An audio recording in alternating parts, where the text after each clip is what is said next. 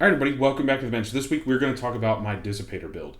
Now, I know a lot of you either, one, are going to critique exactly how I did this, which is A-okay, and that's totally fine, and I would love your comments down below and all that other fun stuff, or you're going to tell me that you don't care about a Dissipator. Now, if this was 5 years ago, I totally would have agreed with you, but it's 2024, and I'm not going to lie. A 16-inch rifle barrel with a front sight post with a rifle-length gas system is probably my most fun I've had shooting in quite a while. And I only took this out once. Now, I still have to play with the spring weights just a little bit. Let's go ahead. Let's run through this whole entire thing. We're going to go from tip to butt. We're going to talk about it. Huge shout out to Brownells. They're an amazing sponsor for this channel and the podcast that I have. If you guys need any links or for anything, go check out the description below and or the comments. I'm going to post them probably both there. I have a link to my podcast and our Reddit. So if you guys want to go to our Reddit, you guys can check out our Reddit for deals and all the other fun stuff. And I will post up deals especially for this. And use code BOP10, do all the other fun stuff over at Brownells. If you guys really want to support the channel, support the podcast, and all the other fun stuff. So it'll take you directly to podcast, and it will also take you to Reddit, where both of these deals will be up there, especially for this barrel. It comes pre-assembled with the front sight base, which I think is pretty awesome. And we're going to strip it down real quick. I'm going to kind of show you guys exactly what I did, what it looks like, and all the other fun stuff. So let's get right into it.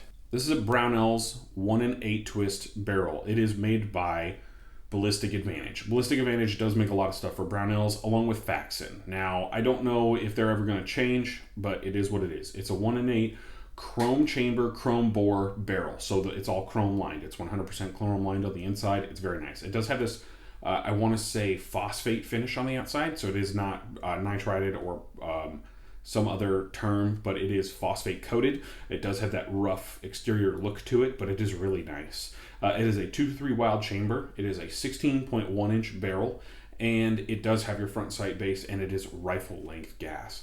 Now, I've never shot a gun smoother than this. If you think your 20 inch is smooth, if you have a 20 inch with a rifle length gas system, those are very smooth shooting guns. They very much are. There is absolutely nothing wrong with those guns. They're incredibly amazing. But they do have a lot longer dwell time, smaller gas port. With this, we're running a suppressor on the front, so that does help to kind of bring back more gas into the system. But I will tell you right now, running unsuppressed, the lightest weight that I had that day was the A5H2. I think for this gun specifically, I might go back to a grain spring with the A5H1 buffer. I might go find one of those. I have a feeling this will run reliably unsuppressed, just like that. But running suppressed, this has had zero issues. Running suppressed, there have been no failures to lock back or do anything like that when we ran suppressed. It is a Griffin Recce 5K. I have the Griffin system for some of my guns already, and I really wanted to try it out, and I figured since I had this one on there, then I would definitely do that. So how do I have this set up? Now, I am running the Griffin 3-prong. Now, this technically is a bit longer of a 3-prong. You could go way shorter than this. In fact, you can go with any muzzle device that you really want. But I am going with the Griffin Longboy 3-prong right here. This is not a bad 3-prong. I really love how this whole thing is set up, and it just looks really good to me, so I went with it. It is very lightweight. I will put in the weight of this upper receiver with the handguard, without the handguard, and kind of everything. I don't have any bare weight. I'm not going to take it off of the upper receiver, but I will strip it down, no bolt carrier group and no charging handle, and I will let you guys know exactly bare weight and then fully kitted weight for the upper receiver. It's not bad. It actually is extremely light, and it feels really, really good to shoot. I cannot remember who makes this upper receiver. In fact, I don't know. It is probably an Aero Precision one with the side here. I actually bought it off my buddy for like 50 bucks. So it's a pretty nice upper receiver. Just a standard Brownells phosphate bolt carrier group. I did buy one of these a while ago, and I don't know if this is one of the ones that I bought or one that Brownells sent out, but I did buy one and they sent one out, so there we go. I won this Raidworks Mach 15 in a giveaway. Me and another guy that I know, he also won one of these because we tagged each other in some stuff. And I think we were the only ones that actually paid attention to the giveaway, because I've never won anything, like ever. And when I finally did, I was like, holy crap, I finally won something. So this is a Raidworks charging handle. Do I know absolutely anything about this company? No, not even just like the slightest bit. I'm pretty sure that guy watches my videos and he can probably tell you, but it does look like one of their roll pins is like not seated all the way. That drives me nuts. But I haven't had a single issue yet. It comes to you in this packaging. It is a gas busting charging handle of some sort, and it has some sort of like funnel right here to push the gas away, and to push it where, I don't know. But it also has this little like rubber lip right here. When you first get this, that's a huge pain in the ass, and it like won't seat your bolt carrier group all the way sometimes, like if you don't like let it slam home. But other than that, I haven't had a single issue with it, and it works pretty well. It's just when I first got it, it was a little bit of a pain in the dick. But now it's not, and I really like it. Brownells had these a long time ago on their website, and I had a gift card for Brownells, and Brownells does sometimes issue me gift cards. So what I ended up doing was, when I saw one of these, I picked it up. I thought it was amazing. It's probably one of the coolest Knights M5 RAS type deals that you can get without paying Knights M5 RAS money. Now, Brownells did have these labeled on their site a while ago, and they do not have them anymore. They're nowhere to be found. They had the Knights M4 RAS type system and the Knights M5 RAS type system, and I believe they named them the Rail Attachment System Brownells, and they were made by P&S. There is a cage code right there that you can see. Do I know anything about this cage code or anything like that? Absolutely not. Am I going to pretend to? Absolutely not. It's a cool M5 RAS. You can say that it's not, but it's, I believe P&S did actually work with Knights when they had like the height of the GWatt stuff. Yeah, that is what it is. This lovely switch right here, this is just a Surefire switch on a Malkoff E2XT head. This is the 16650 body on a Surefire swivelly mount type deal with a UE button right there, which people will be upset about on the Cloud Defensive mount. Now, this screw right here has come out from right in here, and it is stripped somewhat. So you push it in, and after a while, it will come out again. Cloud Defensive, I could very well probably go through their customer service. The only problem is I have a tumultuous relationship with Cloud Defensive. That being, they always say they're going to release something, and then they never do, and then they charge $400 for flashlights, and then they get upset, and it's really weird. I like you, Cloud, but at the same time, I don't like you, and I wish you guys would just release your EPL at some point this decade. You know, that would be cool. It does come with these rail covers. You get a ton of them. You can mix and match and kind of do all that other stuff. I just have it set up the way that it feels good for me, and for me to be able to run some stuff. It feels really nice, especially the Magpul front grip, which I'm not going to lie, I will probably switch that out for a different grip in the future, but the Magpul is working for now, and it is not that horrible. And then that is a Magpul type deal that I picked up a while ago.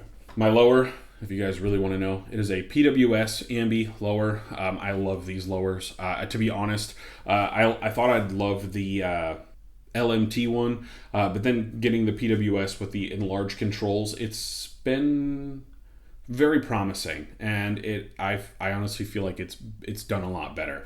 I am running this with the A5 system. This is a Sons of Liberty Gunworks A5 tube. I'm also running this with a Geisley Super 42 spring and that A5H2. Now, this does send a lot of gas back into the gun. Everything is extremely dirty, and I'm not cleaning it right now.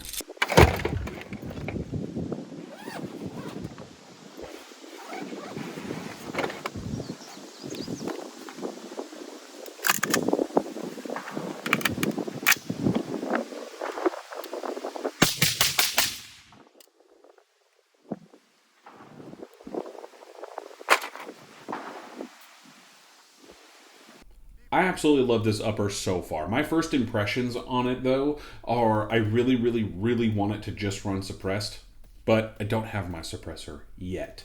So when I get my suppressor, I will be running this dedicated, probably suppressed, with the Lahar 30K. The Lahar 30K is probably my favorite can so far that I have been able to shoot that I own. I do like the Sandman K, but the Sandman K is most likely going to go on my Home Defense 13.9, and that's just to take the edge off, because I love that can, but I know a lot of people out there are like, "Ugh, it's the worst. It's the worst can ever."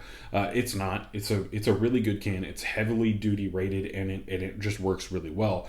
But I do want, like, my lighter weight, the HAR 30K can that I have is a little bit lighter weight. Plus, I'm going to have a lightweight mount on it, so I think it's actually going to work out in the favor, especially for this. So running this dedicated suppress in the future, it definitely looks like it's going to be a solid option. I love the GWatt vibes with the M5 RAS rail and just kind of how it looks, especially with the EOTech. Now I know I'm running the riser on it, and people may get a little upset about that, but I have been also testing out the riser, the Unity with the fast mount. I have been liking it so far. I think it looks really cool. I know some people may not. I will say it has been performing really well. I am going to strip and clean the bolt carrier group for now, but I'm going to run this with the Springco green spring and the A5 H2 buffer, and we're going to see how that goes. If I still get inconsistency locking back, I will probably go back to the H1 buffer or maybe the A5 zero buffer for running unsuppressed, and we're going to see how it runs suppressed with the A5 H2. So far, I have run it with the Super 42 spring and the A5 H2 and the SOB system. Both worked very reliably suppressed, but I do want it to be a little bit overgas just to be able to punch through some of that stuff. Plus, the overgas in the gun isn't as bad to the shooter on the rifle length systems as overgas on like a carbine system. Like overgas on a carbine system, you get beat up. But in this, when it was overgassed yesterday, I was not getting a ton of gas to the face. I got a little bit, and it was kind of crappy, but at the same time, I do want it to be just a smidge overgas. And that's how I like it. The Griffin Recce 5K is 40% less back pressure can. It does work really nice. And yeah, we're going to be testing that can on a couple of other platforms too, so stick around and we'll have some fun. As always, guys, I hope you enjoyed the first impressions, look, and build process for the what I'm going to call the modern take on a Dissipator. I am not running, I'm not going to run this in any sort of retro style of look. I still think the Dissipator, it is a beautiful platform and it works really well, and I just love the way it looks. But you guys can hate it or whatever you guys want to, but I love the way it looks and I think it looks awesome. So let me know what you guys think in the comments down below. I would really love to hear. Again, go check out Brownells if you want a Dissipator barrel or any other barrel. Use code BOP10. There will be links to a lot of barrels that you can go get over at Brownells, including the Ballistic Advantage Cold Hammer Forge Chrome Line ones that they just got too. So go check them out. Thank you so much to everybody. I absolutely love all of you guys. As always, be a hoodlum.